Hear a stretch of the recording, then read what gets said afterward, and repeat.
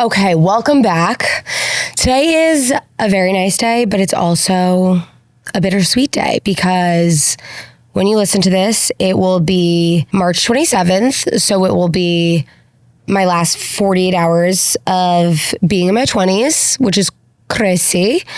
But it's also bittersweet because this is going to be the final episode of season 1 of A Very Nice Day with Kelly Grace May, which I don't know which avenue to go down first because those are two things that I want to talk about today, which is the last moments of being in my 20s and this decade of my life coming to an end, and the decision to take a pause from the podcast for a second.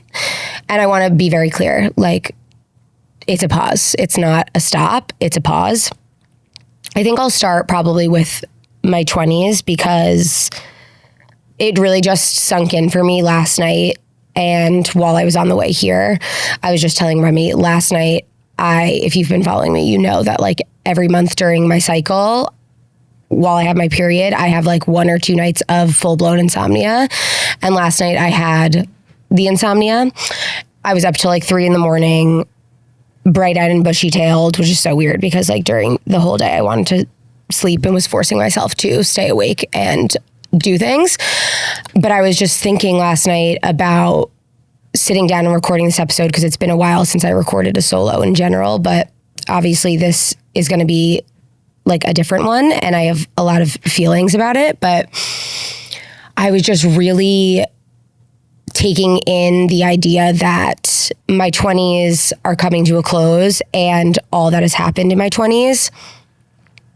And your 20s, they say it's a really mismarketed decade. I forget who the original person is who said that, but they're so right because it's so glamorized as this euphoric, you can do anything.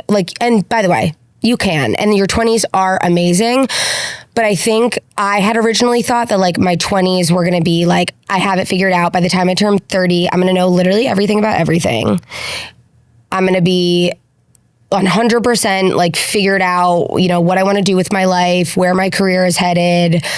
All of these things are going to be figured out, buttoned up to a T. And then boom, 30, I'm having a baby. I think that's what I thought, at least towards the end of my 20s. I was by the time I turn 30, I'm going to have this thing figured out on lock. And I was also laughing last night to myself because I had my golden year this year, which I don't really know what that means, but I turned 29 last year on the 29th. My birthday's March 29th. And I thought that meant that literally everything magical was going to happen. And so many magical things did happen. But I thought it was just going to mean that it was going to be the best year ever. And in so many ways it was, but also 29 was a tough year in terms of breaking myself down. I had probably the hardest year of my late 20s at 29. 29 reminded me of 23 for me. Those years were very pivotal in my 20s. And so 29 was kind of a roller coaster. I was mentally on a roller coaster, experienced the first ups and downs of marriage, all of these big adult things that you have to deal with once you are married and legally bound to a person. And I came to terms with all of these unsettled, unprocessed emotions that I have that I really need to address. And I didn't even know that I needed to address them until this year before I decide to start a family one day. 29 was also, the first year of my life that I was self-employed, and all of the beautiful things, but also all of the very challenging things that come with being self-employed and being in this particular field. So 29 was really a year packed with lessons, a year packed with having to look in the mirror, having to do the hard things, having to say the hard things, having to hold myself accountable, and really looking in the fucking mirror, which is not always rainbows and butterflies. It's tough stuff sometimes. I'm very excited for my 30s, but I just can't help but think about all of the shit that went down in my 20s. Like, it's actually crazy. I have mixed emotions. You know, that trend that's like, I met my 20-year-old self for coffee. I have mixed emotions about her. Like, I want to give her a hug, but I also like want to punch her in the face. I also like want to put her in rehab. Like, I want to put her in therapy. Like, I want to do so many things to 20-year-old me. Mainly though, the hug, because she had no idea what was about to come for her in terms of hurt and pain and like really deep like anguish, but also like all of the amazing things that were going to come later down the line. Like my early 20s, 20 to 24 was an actual like knife to the stomach. I turned 20 and then I had like a roller coaster of things happen. That's right before my 21st birthday is when my college boyfriend passed away. Really suddenly, in a really unexpected, tragic way, while we were on a break and like not in the best place in our relationship. And I learned very tough lessons through that while also experiencing my first encounter with grief, which was absolutely life-altering. Like, not to be dramatic, but it's life-altering. And if, you know, you've lost someone, you know. I learned through that words matter and that anything you say to someone could be the last thing that you say to them. And I take that very seriously now. And that completely changed my life. Like, when I turned 21, I was a different person than when I turned 20 because of all of the things that came with the experience of losing Pat, which I never really say his name. But losing Pat was like the most like formative start to my 20s. And I didn't know it at the time, but I was literally just like surviving from 20 to 24. You know, after that experience, I got really into drugs and using drugs to cope, using other people to cope. And I was just like literally surviving, trying to fill a void constantly. And then by the grace of God, I made it out of college. I graduated, somehow skirted by going to rehab by the grace of God, even though I probably really could have used it. I went to Bali by myself. Before I started working, I was like, let me just go to Bali. I like literally woke up in the middle of the night one night and like I had this idea. And then I pursued it and I booked a one-way ticket and volunteered in Bali for like 5 months, completely by myself, made a ton of friends, and really like felt this shift in myself of like, oh my God, I'm like figuring out who I am and what I want in life. And like, my life is just starting now and the worst is behind me. And like, I can now just go live this beautiful life that I deserve to live. Like, I was really having these like come to Jesus moments when I was in Bali. I got smacked in the face again because I was like, okay, I have it figured out now. This is it. Like, this is what I was saying in the beginning. I was like, by the time I'm 30, I'll have it figured out. I thought I had it figured out. I was like, I went through this really fucked up thing. I came to Bali. I did the soul searching. I came alone. I did the work, like faced my shit. I was like, now I have it figured out. What do I want? So I moved to San Diego. I decided I wanted to move there. I was like, I don't know how I'm going to get there, but I'm going to. I got a job, honestly crushed that interview thanks to my sister. Working in sales as an SDR at a startup in San Diego. I knew no one except my best friend from college who lived and grew up in San Diego. She went to go view an apartment for me. I was like, oh shit, I need a car. I leased a car over the phone. Like I made it happen. I was like, I made it happen. I knew I wanted to move to San Diego and I fucking made it happen. So I get to San Diego. I'm like, this is it.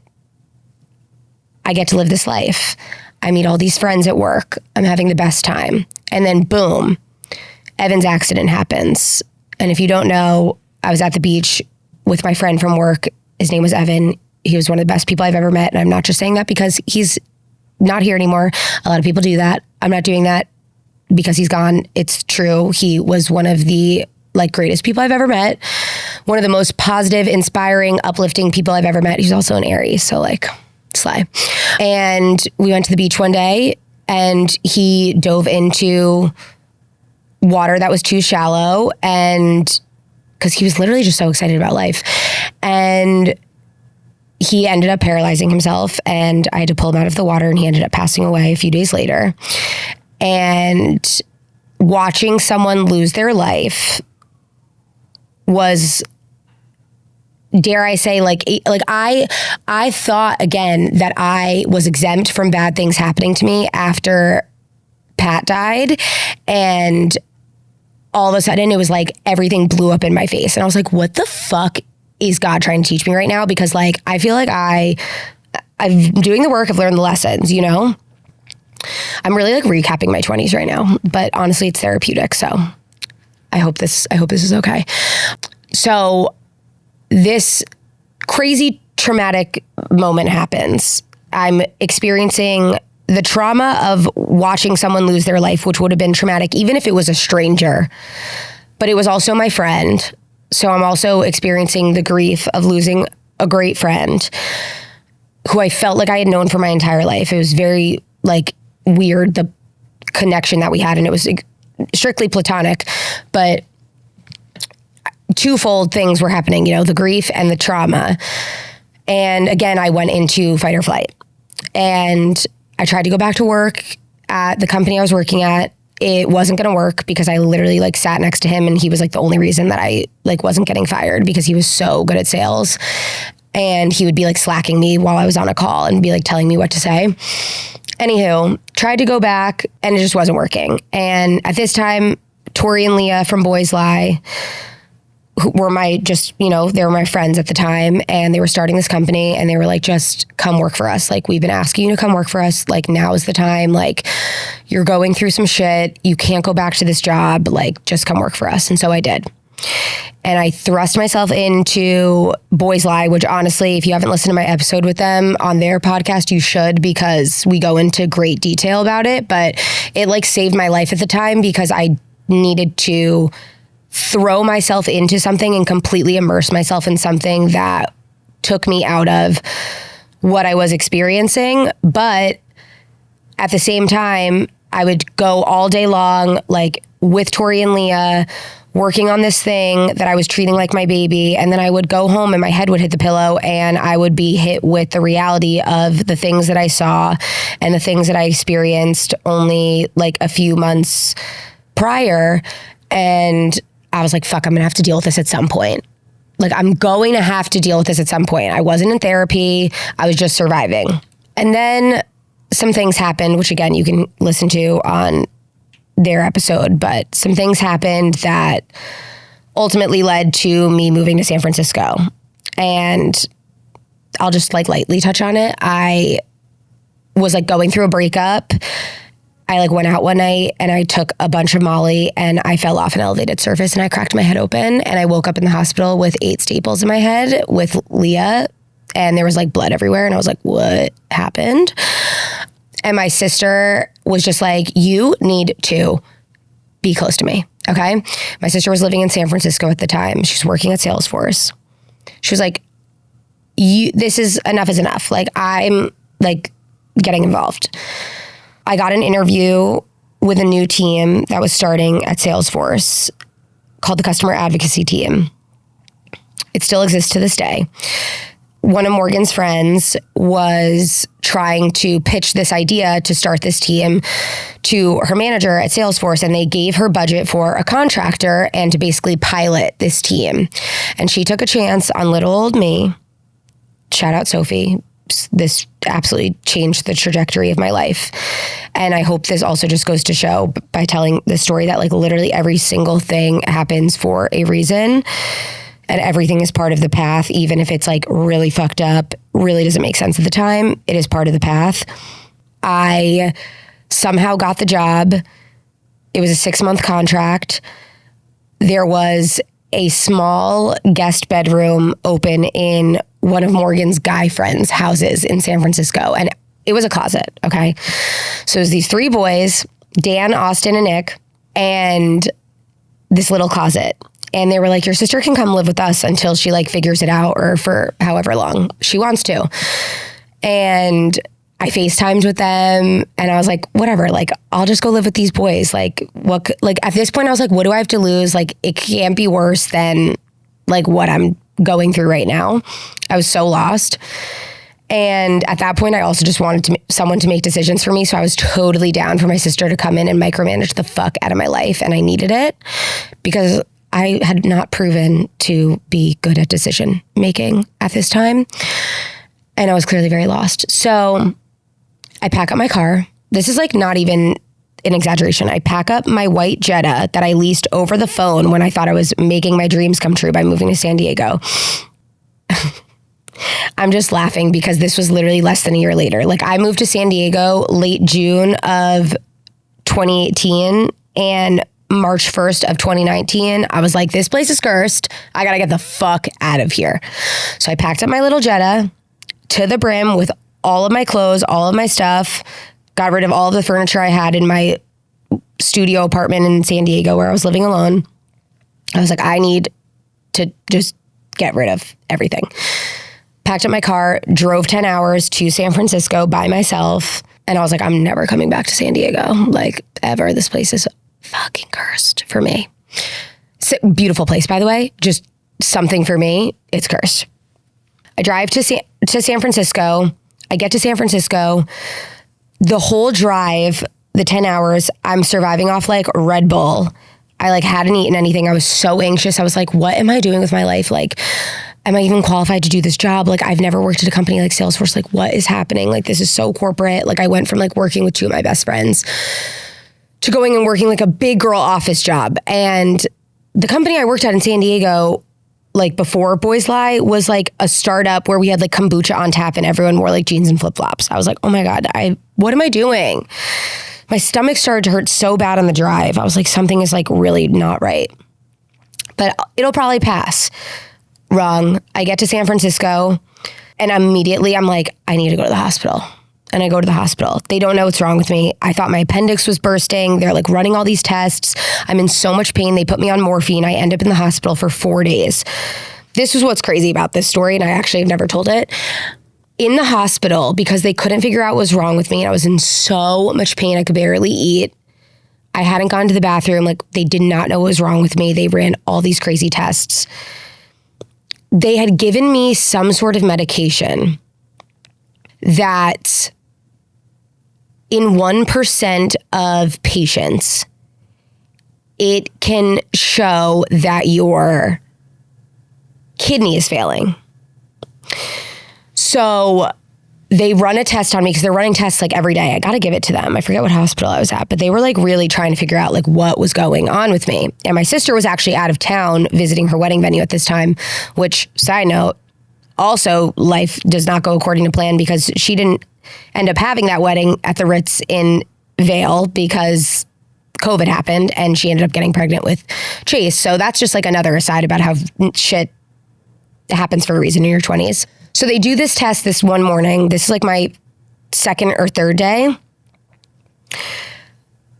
It shows that my kidney is failing, but it like TLDR, like we'll get to the end of the story, but my kidney wasn't failing, but it showed like a false negative, like it was failing.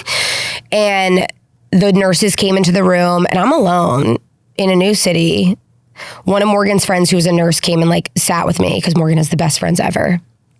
And the nurse like looked at her and was like, you need to call her parents. Like her parents need to like come out here. Like this is serious. And they were like, their faces and their expressions and everything about their body language changed. And my mom literally got on a flight from New York to San Francisco because Katie, my sister's friend, called them and was like, this is really serious.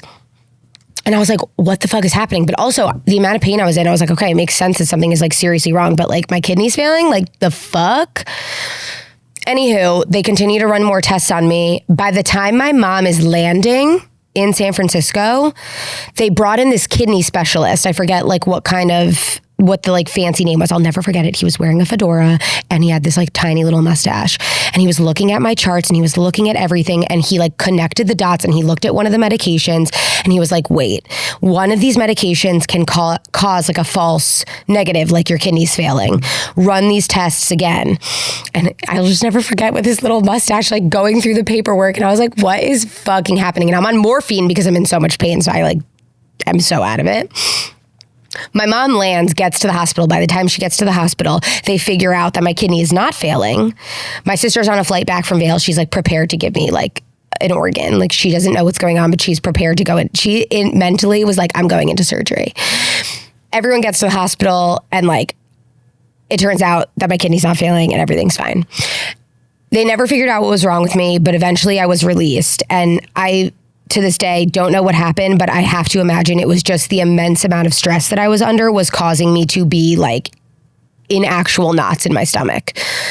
And I don't think I had that ability to reflect that way because I was still in that state of like fight or flight. I don't even think I realized or had like the, hindsight to like realize what I had been through and like all the crazy, stressful, insane events that had happened in the last couple of months and all the change.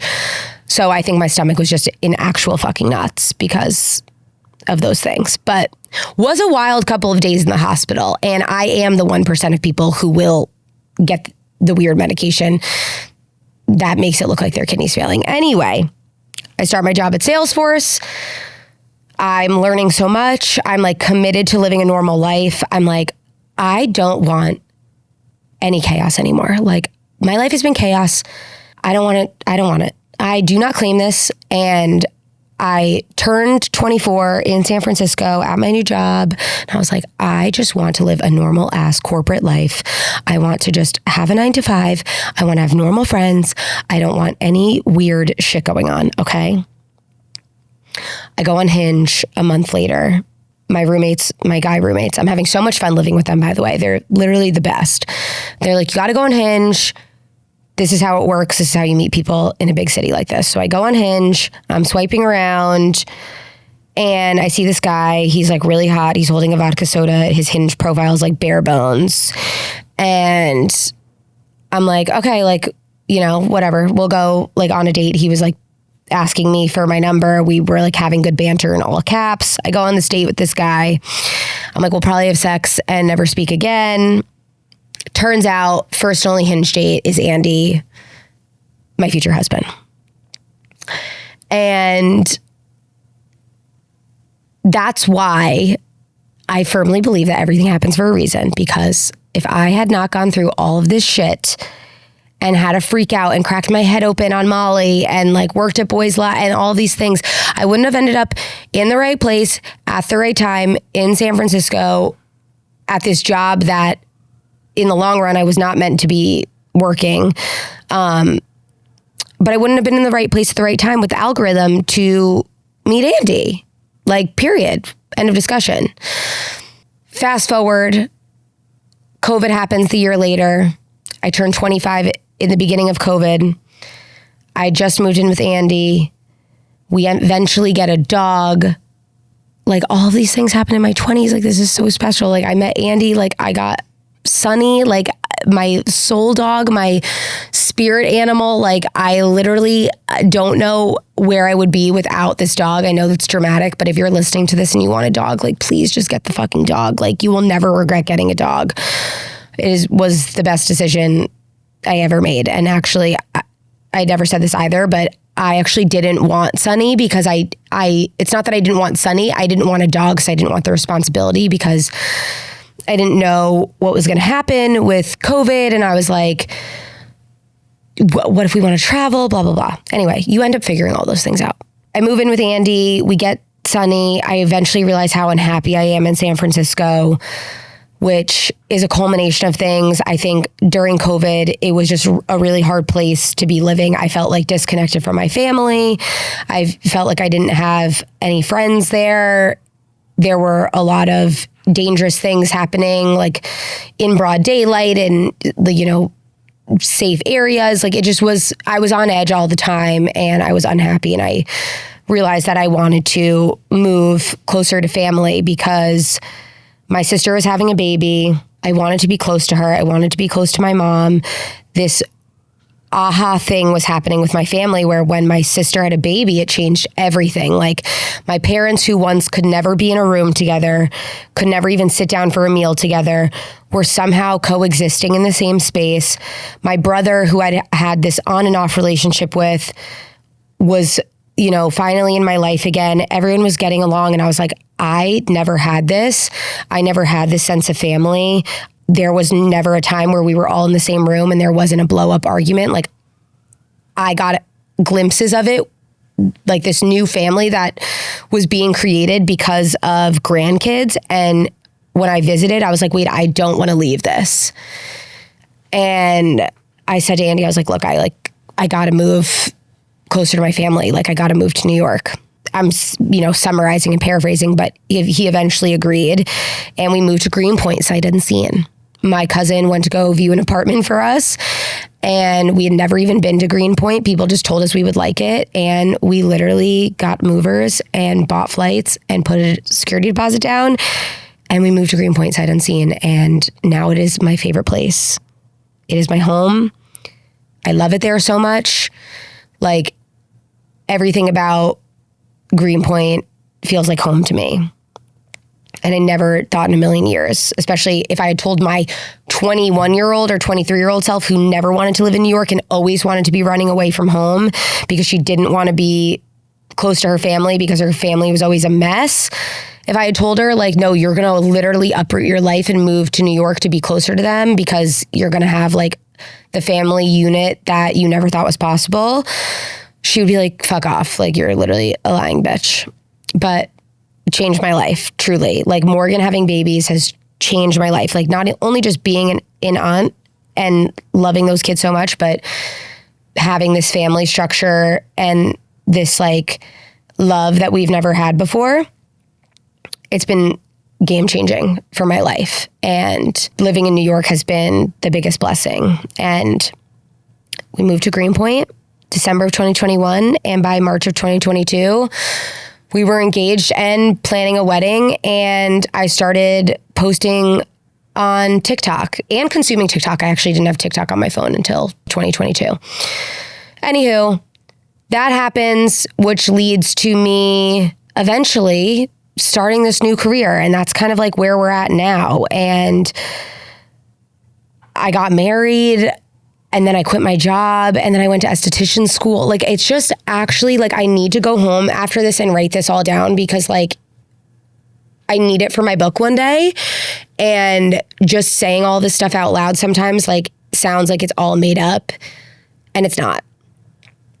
I'm going to stop rambling about each and everything that happened in my 20s, but I'm going to wrap it up like this. Your 20s are for making mistakes and getting yourself ready to become the person that you are going to be. Your 20s fly by. And the truth of the matter is, like, as you get older, time goes by way fucking faster.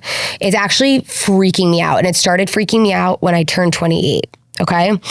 I started to realize that the days were long, but the years were short. And I know people say that as it relates to kids, and I'm sure it's even exacerbated when you have kids. But I just noticed, like, as I hit my late 20s, everything flies the fuck by. So you better buckle up. You better make the most of each day, not in a toxic productivity way. That's not what I mean. But your thoughts become your life. Like, your thoughts are literally subconsciously forming the beliefs that you have.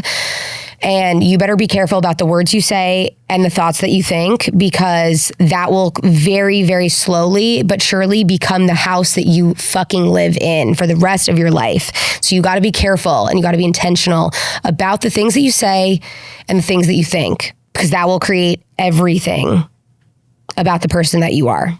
So choose wisely. Now, as I go into my 30s, I'm very, very excited. I am not one of those people who's like, oh my God, I'm turning 30, I'm dying. No. That is not how I feel. But I am realizing that this first like half of my life, it feels like, is over, and thinking about how fast that has gone by is like, okay, we better be really strategic and thoughtful about the life that we want to create for ourselves and the person that we want to be. I think about the person that I want to be every single day. Like, is it easy to just like walk around, like not, like talk to anyone or, not give a compliment to someone or stick up for yourself or choose to be positive? Like, it's easy to just kind of like go through life and go through the motions, but like, I don't want to do that because that's not going to serve me when I'm 60. I'm just trying to be intentional every day about the person that I want to become. And as I get closer to starting a family, and especially with 29 being kind of like a roller coaster emotionally, I realized that there were a lot of things deep down that I had been suppressing that I really need to fucking deal with. And so 29 was the year I got back into therapy. I'm thinking about doing ketamine infusion therapy, which I will report back on when season 2 comes around. But I got to deal with some of the inner things that are sitting inside me, even though they're dormant sometimes, they're still sitting there, related to my childhood, related to relationships, the way I viewed relationships, the way I view myself. And I got to deal with that before I become a mom, because if you don't deal with the shit inside you, you will bleed on people who did not cut you. And I do not want to do that with my kids. And I had been repressing a lot of stuff from my childhood because they were overshadowed by these big T traumas that happened in my late 20s with losing Pat and then Evan's accident. Like, there were just these big T traumas that overshadowed what I had gone through in my childhood that I don't really care to share, just like out of respect, like for my parents and stuff. But like, even if I hadn't gone through anything with Pat or Evan, if you wrote down my childhood on paper, you would say, you need some help, sister. So I kind of realized that it's time to deal with that. So that is what we're doing as we go into our 30s. I'm very excited about my 30s and this next chapter and phase of my life. And I do not expect to be perfect going into my 30s or when I become a mom. I know I will make mistakes, but I made a lot of careless mistakes in my 20s. So I'm just, I hope to make some less reckless mistakes in my 30s. But we're human and we're learning all the time. Now, the podcast. So I'm going to be so for real and break the fourth wall for a second, okay? I love this podcast and I fucking love doing this podcast. I love podcasting. The second I started social media, I was like, I want to have a podcast. I've always loved listening to them. I am so just infatuated with podcasting. And I'm so proud of myself that I said I was going to do something and then I did it. And what that initially looked like was buying an $80 microphone on Amazon and having my brother come over and teach me like the bare bones of how to record and upload a podcast, which was really confusing. And I tried to do it for about, I think 6 episodes to be exact. I very slowly realized how much work it is to self-produce and to keep up with the maintenance and the cadence of a podcast. No one's paying me to do this. No one was paying me to do this. One day, hopefully someone will be paying me to do this. Not that money matters, but like, we'll get to this. But I said I wanted to do something and I did it. And I did it myself at first, and I'm still kind of doing it myself. But when I did those 6 episodes and then I started esthetician school, I had the realization of how much work it is to do a podcast, from like having video to recording it to making sure your audio is set up right. And I was like, listen, I got to just take a step back from this, get through esthetician school, go on my honeymoon, like enjoy life, not kill myself trying to do this. Like, yeah, I said I wanted to have a podcast, but I don't want to literally like ruin it for myself. And another thing that I learned in my 20s is what I need versus what I want. And I knew I needed to take a break. And I was like, daydreaming during esthetician school about how I would come back with the podcast. I knew I needed to outsource things. I knew I needed to outsource editing.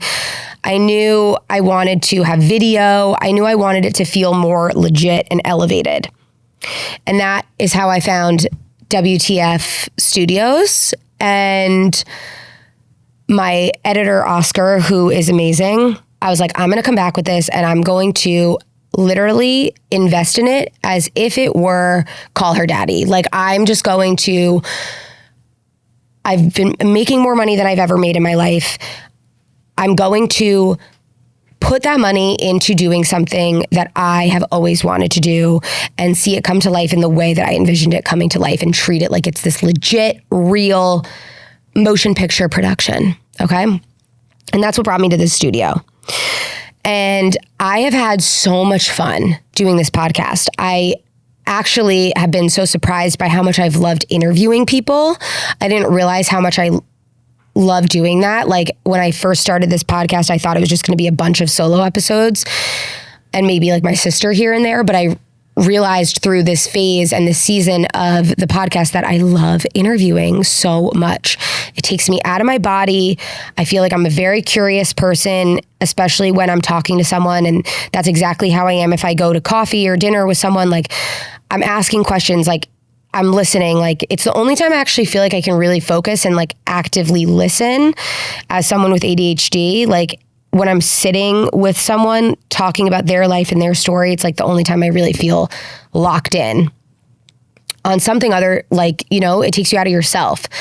So I've been shocked to learn how much I love interviewing and how much I want that to be a key component of this podcast and wherever it goes next.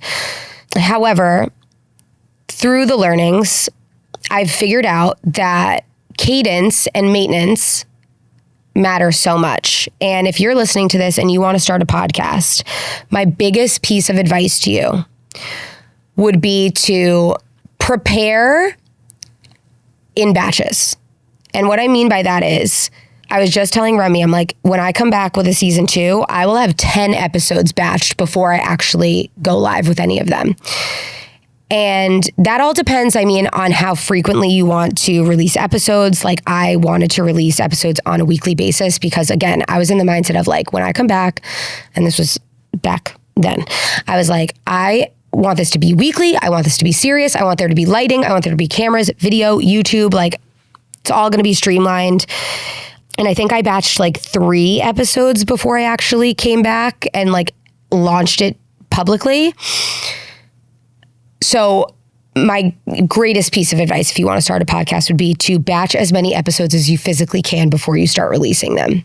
Because if you want to release weekly, you are going to be fighting for your life if you record on a Sunday, release on a Tuesday, and then have to record and find it in you and find the time, the content, the energy to sit down and record again to release another episode by Tuesday. Podcasting is a skill that I don't think I've fully honed in on yet, but it is also like a science because there is a formula for making it good and making it not stressful on yourself because you will burn out. And that is what I am experiencing now. And I always said, because no one is paying me to do this, I will do it until it is not fun anymore. And I'm having fun, but I know I need a break. And that goes back to knowing what I want versus what I need. Because the inner me wants to continue kind of like burning myself into the ground and like just churning it out and like really just cranking out episodes and like overworking myself. But I know I need to take a step back in order for there to be a future and longevity with this podcast. And that's I do want that too. So I have to lean into my needs right now, which is just to take a little break. I need to look at the big picture. I need to figure out how I can do this more cost effectively. I need to talk to people and network about the business of podcasting. I have no idea how people even make fucking money from podcasting. I know people do ad reads, but what does that entail? Like, what does that mean? Does that cover the cost of the studio space? Like, in my brain, I was like, I just need someone to give me like $2,000, $3,000 a month to cover, you know, my editor and the 4 episodes or 5 episodes a month that I record in the studio. Like, I just need that. But I don't know how that works. Like, I do not know the infrastructure and the like business operations of podcasting. And I need to go figure that out. I need to figure out, is it best for me to continue coming into a studio in Midtown when I live in Greenpoint and it takes me 40 minutes to get here and 40 minutes to get home? Or is there a more effective way, time-wise and cost-wise, for me to do it at home with a setup? Like I need to really just take a step back and look at the big picture. And like I said, I'm breaking the fourth wall here because I'm talking to you how I talk to my best friends. This is literally copy and paste of the voice note that I sent one of my best friends on the way here, when I was explaining to her that I am going to record the last episode of season 1. And I just have a lot of thinking to do. I have a lot of like networking and just everything is figure outable, but I need to go do the figuring out of this. I love this studio space so much and the Jesus lighting that comes with it, but I don't know if it makes sense for me to do not only just cost wise, but like time wise, because of how much time it takes to come here and to commute and then like sit down, record, and like then it takes away from my time of making organic content. And at one point I was like, holy shit, like I feel like all my fucking content right now is ads, and like that's not what I want. Like I want to be giving more time and energy to making content because that's how we got here, right? All is that to say, it is 100% not a goodbye. It is a see you later. I'm still probably going to be coming and recording episodes with guests that are like in town for the week and like just getting those episodes recorded here because like I don't want to miss out on the opportunity to have a guest just because I'm in this phase of limbo of trying to figure out like what's next for the podcast and operations wise. I will sure as hell have at minimum 10 episodes banked before I come back with a season 2 for you guys. And I also want to be more thoughtful in catering this content towards, you know, what you guys actually want to hear. I feel like you guys have been very vocal about like who you want on the podcast, what you want to hear about. And I feel like I've kind of just been like going rogue, doing whatever comes to mind. And if I want to treat this like a business, which I'm really proud of myself for doing that and spending all this time and money doing these episodes here, I want to make sure I'm giving listeners who are taking time out of their day of all of the podcasts in the fucking world, which there's a lot, let's be real, to listen to me. I want to give you what you want. So I'm doing this for myself and also for something that I see being a part of my long-term future because it brings me so much joy. So that's kind of like a brain dump of where my head's at. I'm just really proud of myself for keeping the promises that I've made to myself. And I've sat in this chair and I've said and a lot of shit, you know, like I have interviewed friends. I've interviewed people who I look up to. I've gotten people's stories. I have shared my deepest, darkest secrets. Like I've done a lot of shit in this chair. And this chair will just be a metaphor if it's not this exact chair when I come back. But I just want to say thank you so much to everyone who has listened to this show, who has sent words of encouragement, who has messaged me and told me that something that I said resonated with them, who has appreciated my vulnerability. I really do fucking love you guys. And I always thought it was weird when influencers said that, but now I get it because I do love you guys. And I really I don't want 1 million followers. I just want to keep the ones I have for real. Like we're literally a group chat. We're like best friends. And I love you guys. So thank you so much for listening to A Very Nice Day with Kelly Grace May. And I promise you, we will be back and you will be the first to know when that is happening. So I love you. I hope you have a very nice day. And thank you for tuning in, and we'll be back soon. I love you. It's not a goodbye. It's a see you later. Okay? I promise. I'll be back. Love you.